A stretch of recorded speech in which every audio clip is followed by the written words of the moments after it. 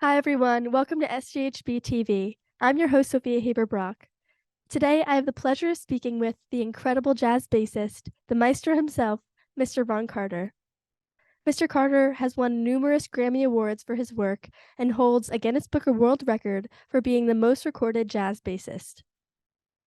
Today, Mr. Carter will share some incredible stories about his career, his passion for music, and relationships with fellow iconic musicians like Miles Davis, Thelonious Monk, and Aretha Franklin. I hope you enjoy the interview. Hi, Mr. Carter. Good morning. How are you?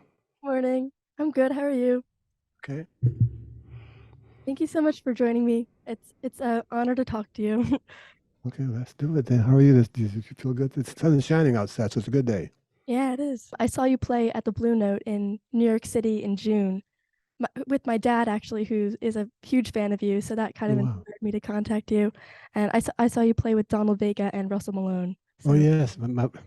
The trio. yeah, the trio.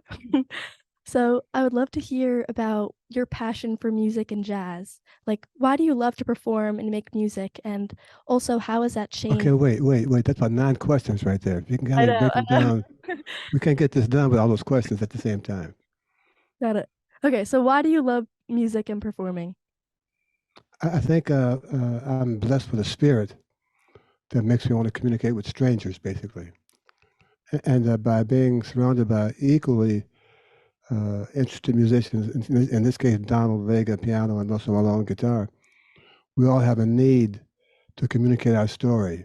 And we found that the best way to communicate our feelings, in this case, uh, is through music, not just nightclubs, but in general conversations and clinics, uh, in general, the feeling of being able to have people understand your sentence and your feelings by playing the right notes.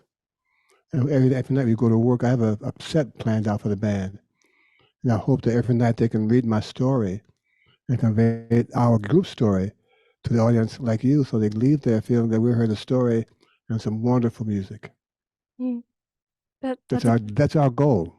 yeah. Yeah, it's amazing how music can tell incredible stories without even you don't even need words. And Yeah. Well, but you need words too, but music can yeah. opens the door.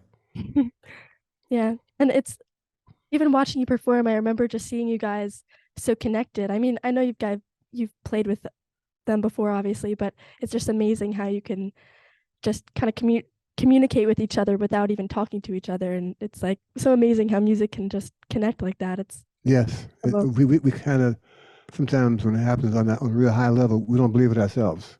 Yeah. We just enjoy the moment even more. Hmm. Have you had any really amazing experiences like that? Like you were like, wow, this is amazing that you remember? Well, I've been active for a very long time, and with a lot of different kinds of groups and stuff like that. And if I single out one or two events, that kind of implies that the others weren't so important. Yeah. And that's not what I would mean when I say. So I try to answer those kinds of questions by saying the following: each gig I had, each concert I played, whether my band or the other, if I was a side man, I treated as I'm going to school free with these people. There's a lesson in how they treat the audience, Hmm. how they organize the music, how they write the songs, how they make the arrangements, how I feel to play with them, and what kind of sense of their other needs other than what they gave me to play. Uh, that's a free class for me, Hmm. and I've kind of gotten some degrees in these classes because I've been doing this for a long time. I'm an honorary member of that group.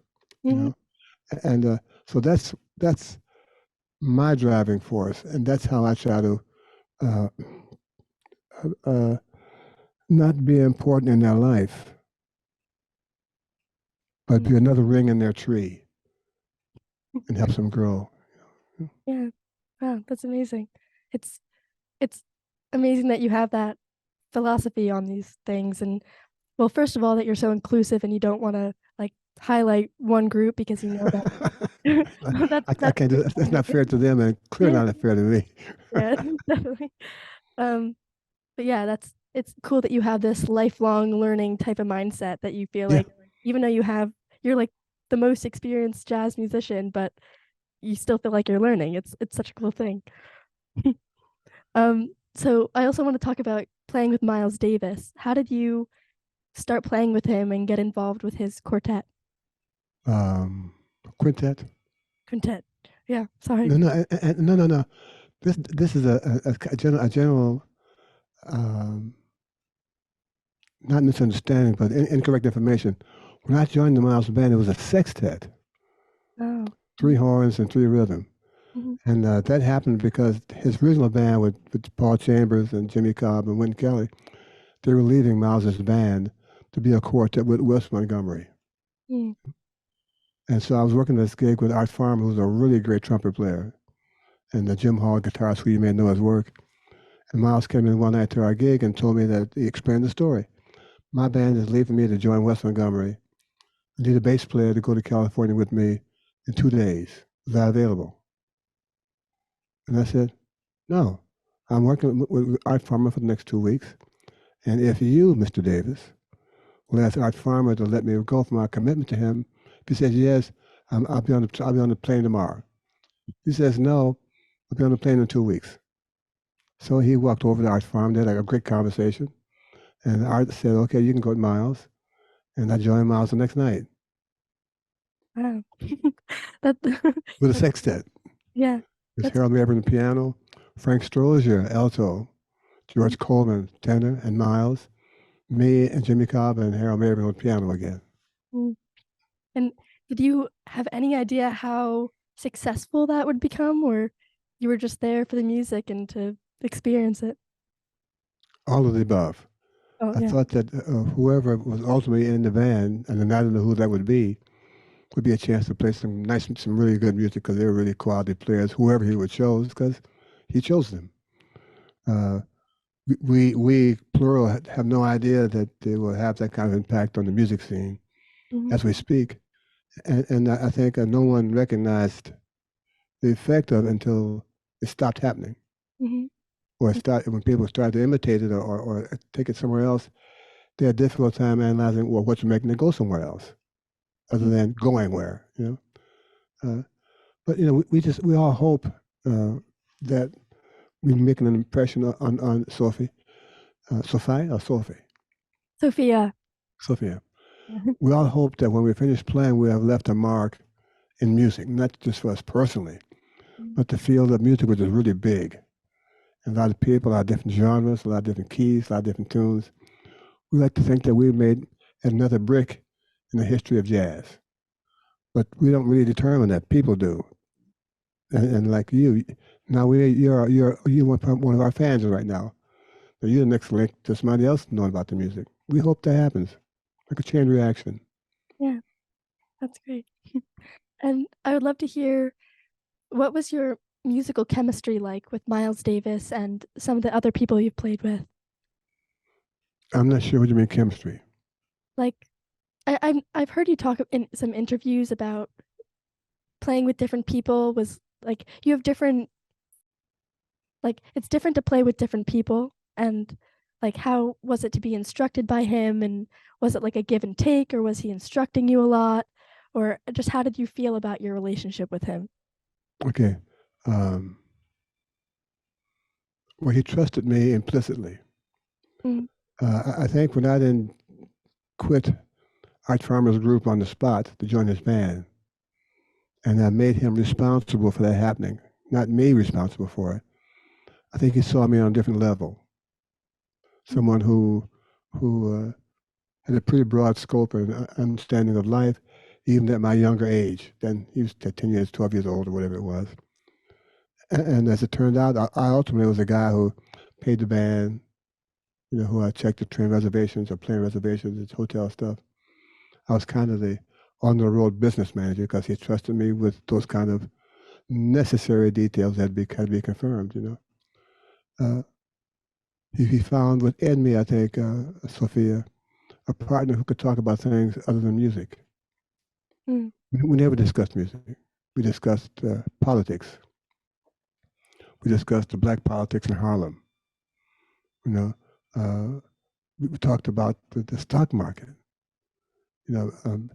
At the time, Miles was a real major figure in the sports scene, and I got a chance to meet a lot of famous people who came to hear the band and see Miles. I got a chance to go to his home. He loved my kids. I had two sons at the time, and I take them by and I'll just hang out with them and practice boxing with them, and just a real general Uncle Miles kind of situation, you know. Yeah. Uh, I think I was important in his life because of the character I brought to the bandstand. He trusted my musical judgment. He never told me what to play or what not to play, Hmm. or am I going to be late today again? No, we never had that kind of relationship because I was never late. I was really responsible, and not that he was looking for these flaws, but I just didn't present those to him. And unfortunately, he can't answer for himself because I'm sure his answer was a little bit more extensive than mine. Uh, that's a wonderful relationship. I mean, Yeah, we had a good time. yeah, that's great. And I would love to hear about some other people that you played with too, like Herbie Hancock too. Can you talk about your relationship with him a Well, little bit? Herbie's still on the scene, so it's still growing. I did the I went out to California with him for him to do the Wayne Shorter tribute that they had at the Hollywood Bowl. Herbie is very organized. He's got a lot of things going. He trusts people who he hires to take some of the weight off of him. Mhm. Uh, he's a very gentle man. He's a very caring person. Caring not only because I'm his friend, he cares for my family. Mhm. He wants to know how am I doing. He wants to call me and say, "Hey, how are you? What's the story?" He's that kind of all-inclusive friend, and I miss him. Not talking to him as often as I would like to. Yeah. Oh, and I saw a few years ago you did an interview with him, right? Yes, yeah. Saw that it was such a cute interview. You guys have such a cute banter back and forth, and just the way you communicate is just great. I miss that. We don't do. We have our own careers right now. I mean, really careers.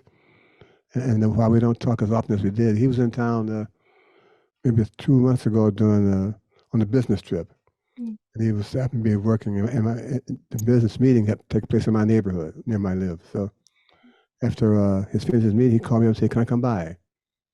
2 hours later, he's still there. So hey, we had a great time. Oh, that's great. That's so nice. Um, who else? Thelonious Monk too. Can you talk about him? Um, the relationship wasn't lasting long because I just met him overnight, basically. My friend, who was a bass player named Sam Jones, was Monk's bass player. And at some point in his career, they were working in New York at a place called Circle in the Square down in the village. Mhm. Sam got sick one night with the flu. So he called me that afternoon and said, "Could I make this gig with him?" I said, "Yeah, who's with who?" He said, "Well, Thelonious Monk." I said, "Who?" He said, "Thelonious Monk." I said, "That Monk?" He said, "Yes, Ron Carter, it's Thelonious Monk." I said, "I'll call him and tell him you meet him at the theater at 7 o'clock and do the show." I said, "Really?"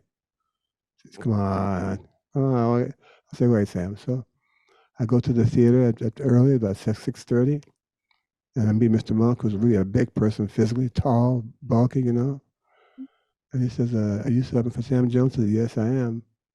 He says, "Do you know my music?" I said, "Well, I know some of the songs." He said, "Well, tonight we'll find out how many you don't know." And we did the concert, and after next week, it's going to Philadelphia for a week. So I got in a car with him, drove to Philadelphia. We commuted to Philadelphia for a week at the place called the Show Place.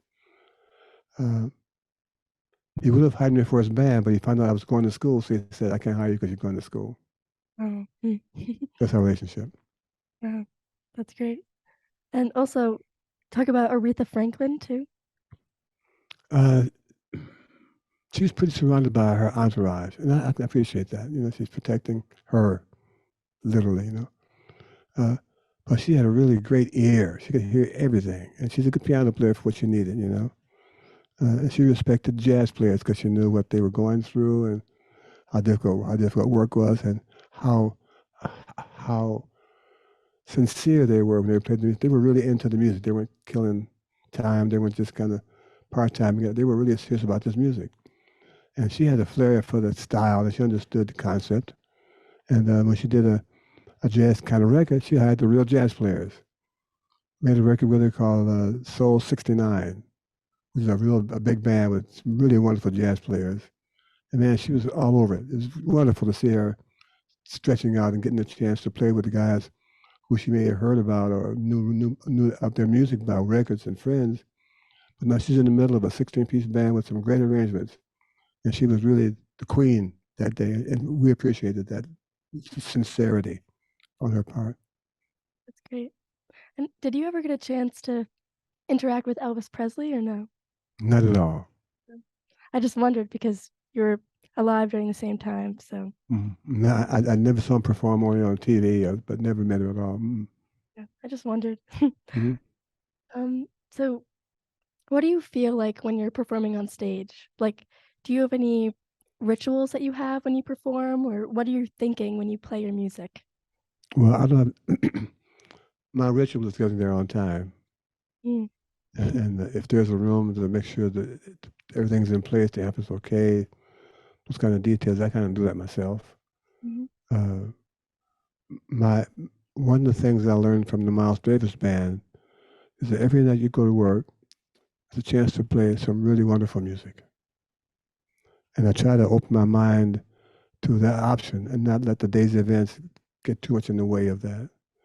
You know, we're a product of what we hear, what we see, what we're involved in, other than our occupation, I think.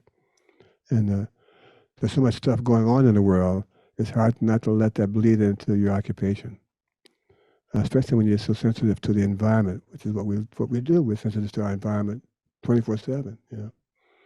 So one of the things I don't do when I'm going to work, I don't listen to music. I just kind of keep my own thoughts. I think I'm like a sponge at those points, and I don't want to let those other influences, whether it's music or politics or just the events of the day, necessarily overwhelm my plan for tonight's chance to play better music. Mm. That's a great outlook. That's smart to not let outside things affect you before your performance. That's We do the best we can, but sometimes we aren't, the events are so overwhelming we cannot ignore them. You mm. know, And what do you think about when you play? Are you thinking about the notes that you're playing or you're thinking about something else? I'm thinking about everything. I'm thinking about whether the band is in tune. I'm thinking about whether or not the tune is too fast than the last time we did it. I'm thinking about, are these the best changes we can play? Why is this song going on so long? What's the next song? All these factors are part of what I think, as well as listen to the band individually and collectively. Listen to the drummer all the time. Listen to I'm listening to everybody. It's like a stereo. Mm. Got all these sounds coming in. And they're doing like this. I'm trying to sing out which one is most important for me right this very moment. That one. Okay, let me focus on that. But this is still going on. It's a pretty complicated occupation we have. Mm. There's a bass player who plays all the notes all the time. I'm 28, 24/7, 28, 14. That's great. Wow. Yeah, I wondered if you're maybe you're not thinking about the music and then you just come in with the music, or I wondered what you're thinking, you No, know? no, no. I'm a full-time guy. Yeah, that's great. I assumed you would be. I just wondered since No, you no, no. It's okay. yeah. And I also wanna know about you teaching students. What inspires you to teach students? I think that um, we, my age group, have been on the scene for a really long time. And we're recognizing that someone has to continue this tradition. Who's going to do that? There are guys who play good enough to do that, but they aren't interested in teaching. That's okay. You know, there are guys who didn't play good enough who are teaching, and they do a great job of teaching. So you got these kind of people in the teaching scene who maybe have a responsibility in terms of being the people who know the music firsthand and have experienced in dealing with people who are lesser players than they are on the bandstand. But teaching in the classroom is a little more complicated. And many of those people who play good enough to teach haven't done the work to understand how to teach. And they aren't experienced enough to be effective teachers. Well, I've been teaching a long time, since 1959, officially, you know. And one of the reasons I teach Sophia is that I want the students to understand what's necessary to earn a living playing this music. You know, I'm a bass player, so I'm primarily my instrument is teaching bass. To try to show them not just the instrument, but the choices they have in playing this instrument. You know, to try to show them discipline of practice. I try to be an example of the good habits and the routines and the responsibilities we as teachers have to the younger generation. We have to set an example. We have to be the guy say, okay, he showed me that last week. Or what does he know? What does he know this week that he will impart to me? Oh, he did that already, but let me see it again. Those kind of details. Africa is known for having griots, which are the storytellers. I think I'm one of those storytellers. That's great. And yeah, it's music. It's so much more than just learning the notes, right? It's about embodying a musician, and yeah, that's great. Yeah.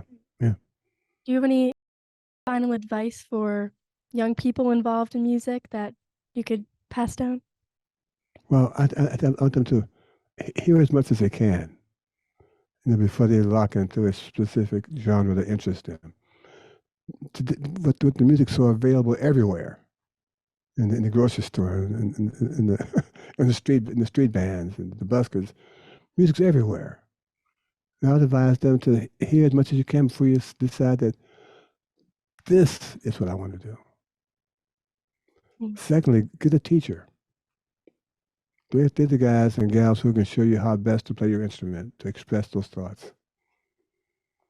And thirdly, when you get a gig, get a good meal that morning, because that may be the only meal of the day. After the gig, go home at night and get some sleep. Not complicated rules. Yeah. That's great. Thank you so much for talking to me this morning. It was incredible to hear your wisdom and your insights and your amazing stories. So, yeah, thank you so much. It was so great to talk to you. Thank you. When I see you again, say hello. Yeah, definitely. And thank your dad for bringing you to the music. Yeah, I will. I look Thank forward you. to watching you Bye. again. Bye. I hope you enjoyed this episode of SGHB TV with special guest Mr. Ron Carter. I'm your host, Sophia Haber Brock. Thanks for watching.